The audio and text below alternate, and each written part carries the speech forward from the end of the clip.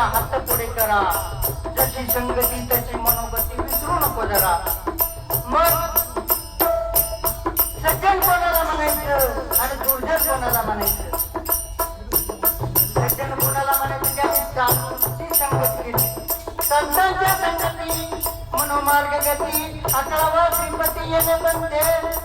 ज्यांनी संतांची संगत केली तो खूप मोठा भाग्यवान, आणि ज्यांनी संतांची संगत केली त्याला सद्गुरूचा आशीर्वाद लाभला जातो. आयरे गैऱ्याचं काम नाही. मग दुर्जन नेमकं कोणाला म्हणायचं? तुम्ही पंढरपूर गेलं, काशी केली, गया केली, जर तुमच्या शरीरातले चरबीचे रस केलेले नाही त्याला दुर्जन म्हणायचं. हे बोल माझे नाही, आत्मज्ञानी गणपत बाबा चौरे, वडगाव आमली आणि माझे सद्गुरू गोदाराम दादा चौरे याच्या मुखातली वाणी आहे.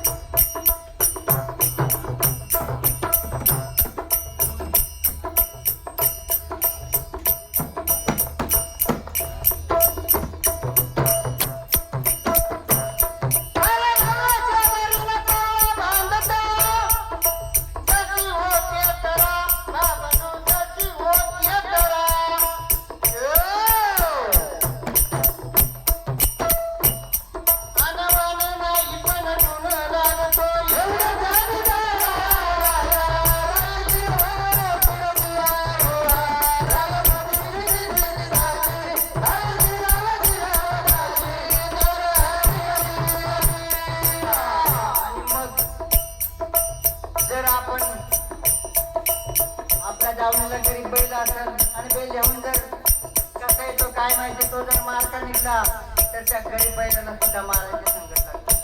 म्हणून संगतीचा परिणाम आहे. म्हणून संगत करताना नेहमी चांगल्याची करा. म्हणजे चांगला ओळखायचं कसा, त्याच्यासाठी त्याला सद्गुरूचीच कृपा लागते. म्हणून आमच्या आत्मज्ञानी गणपती बाबा दुसऱ्या चरणात काय सांगतात पहा.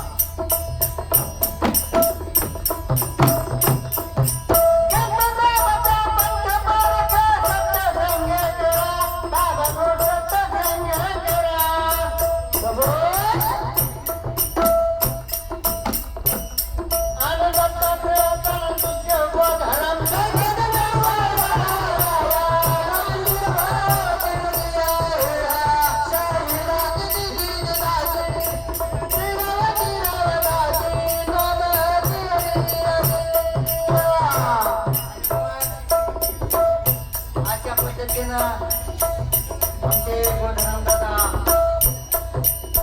हे आम्हाला ज्ञान दिलेलं आहे. त्या ज्ञानाचा आम्ही उपयोगच केलेला आहे, दुरुपयोग केलेला नाही. म्हणून त्यांच्या संगतीमध्ये आज आम्हाला विठ्ठल दर्शन घडलेलं आहे. तुम्ही म्हणाल कसं, रामकृष्ण हरी, रामाचं मंदिर आहे, कृष्णाचं मंदिर आहे, नेमका हरीचं मंदिर, तर तुम्ही जे मागत असलेले माता माते बसलेले ज्येष्ठ बंधू आहेत, ज्यांचं मंदिर मंदिर आहे, त्या हरीचं मंदिर तोच परमात्मा.